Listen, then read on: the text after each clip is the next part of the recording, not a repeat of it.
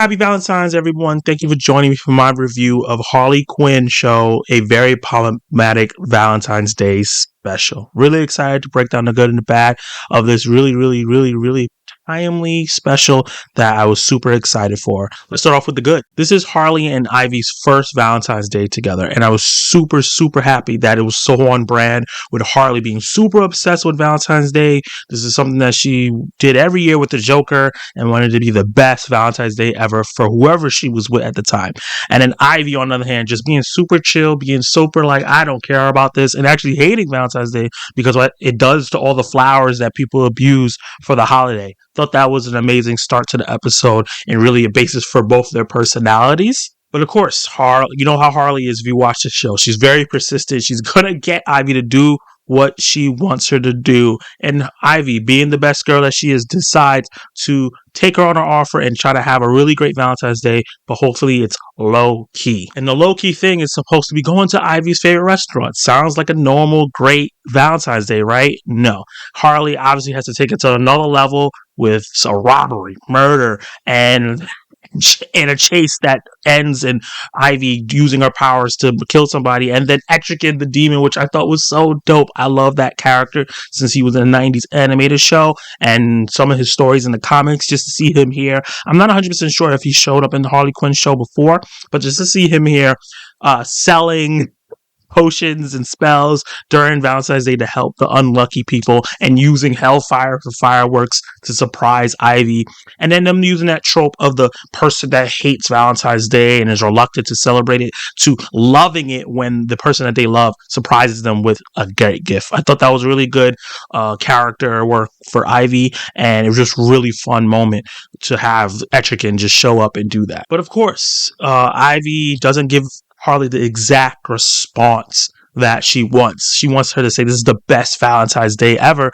and Ivy saying this is great, or this is the greatest, or this is I love this, but she's not saying it's the best. So Harley decides to go to Etrigan and go to the shop to get a spell to spice up the things in the bedroom, which was so ridiculous, but something that this show and the tone of this show could totally make work. So I love this. Just thinking of Etrigan, the person that speaks in riddles and poetry, which they definitely kept, which was great, and also is usually dark and brooding and his feelings. Having like the 1 year to year where he's happy and he's selling stuff was just genius. And he gives her something to spice up the bedroom to give her the best orgasm ever. And she takes it and does it. And it works, but it makes Ivy's, I'll say for lack of a better word, pollen spread everywhere and make everyone in Gotham City horny.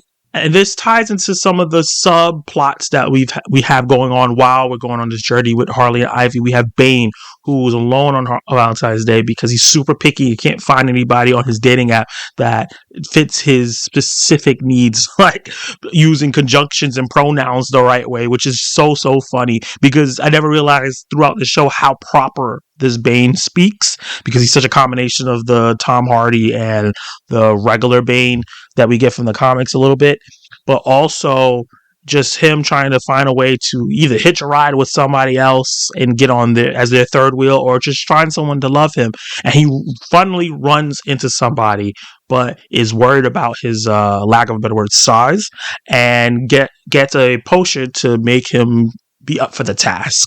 But the mix of that and Harley's pollen makes him go giant and super horny, and everything with that was hilarious. It was not only just a great character arc for Bane from where he started and how he's always trying to be accepted and is always alone, but just to see him get real pumped up like how Bane usually gets, but just to the next level, was great and had me dying. And as Ivy tries to take him down and everything that goes on with that, them trying to restrain him and stop him, and how they're blocking his private parts and everything because he's butt naked for some reason. He's having sex with chairs and tables and buildings and everything he can find. All that is hilarious. We have different vignettes that are like commercial breaks between each segment of the show where we get different couples of the DC universe talking to the audience and talk about how they met and why they love each other. We get Clark and Lois, which was great. We get Hawkman and Hawkgirl, that was played by Quentin Brunson, and the guy from Everybody Hates Chris. I'm forgetting his name right now. I'm sorry about that.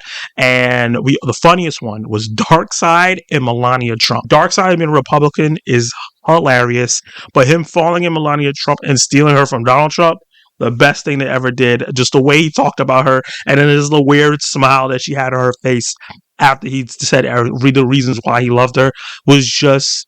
I was in tears from laughter. I couldn't believe that they pulled that off, and it was so great. And then there's a storyline with Clayface. Clayface is part of the group here, and he gets catfished, which is such a Clayface thing, especially this version of Clayface in this show. And he ends up getting ambushed. I'm not going to spoil who ambushed him, and gets cut in half and falls in love with his lower half, which I thought was hilarious because who else can love something like Clayface? Himself. And that whole moment was just, I thought it was going to get ridiculous and stupid, and it is ridiculous and it is a little stupid, but within this show, the way they have everything happen at the same time, how we have all these different storylines and the doses that they gave us, it was just really, really funny, and it really made Clayface have something to do without like it overbearing the rest of the plot, and I really enjoyed how that ends up tying into the plot where we get towards the end and they're trying to stop Bane, and because of what Bane does and puts them back together, Clayface decides to help out and stop Bane from destroying everybody. And what was great about that was the two people who were lonely and needed help and wanted someone to love them for who they were the ones that end up helping each other at the end, stopping themselves from wallowing in their sorrows. And that's what's great about this show and in general, but great about this episode is that yes, it's chaotic. There's some nudity, there's sexual talk, there's some outrageous stuff going on throughout the episode, but at the end of the day, the Harley Quinn show does find a way to have a message in it, and it's just to love yourself and also appreciate the smaller things in your partner. And they really double down on that between Harley and Ivy, and her talking about what her favorite Valentine's Day gift was, and it was super sweet and it was super nice, and it reminds you to, oh yeah, the flowers and all the other stuff is great, but those small moments are the ones that matter the most, and I absolutely love that. Let's talk about the bad. So I only have one bad thing to say about this episode. It's just a weird thing because for the most part, the voice acting and animation is really, really great in the show, but I thought that a lot of the times throughout the episode, Ivy's animation and her voice acting just felt off. It felt like there was like weird pauses going on when she was speaking, and I don't know what's going on, but let me know in the comments below if you felt the same, because that it just threw me off. I was like, what is going on? Why is she speaking like that, or why does it feel like the voice is not matching the lips sometimes? I don't know, but she was the only character that I felt like that was happening with. But that's the only thing that threw me off. Everything else was great. Let's get into my verdict. So I loved every single minute of this special. The Harley Quinn show is one of my favorite shows on TV, one of my favorite DC things to come out in years. I think this is one of the best things because they honor the source material while making fun of it, and also still has some good action and meaning in it as well. And they did all that. All the great things that you find in a Harley Quinn season was in this 45-minute special. So not only is it just jam-packed with goodness and fun and action, but it also is brief. So it doesn't feel like it's pacing too slow or anything like that. So I'm going to give Harley Quinn's A Very Problematic Valentine's Special an A. Did you like it? Did you hate it? What would you rate Harley Quinn's A Very Problematic Valentine's Day Special? Did you like it all like I did, or did you have more problems with it? Did you think it was too short?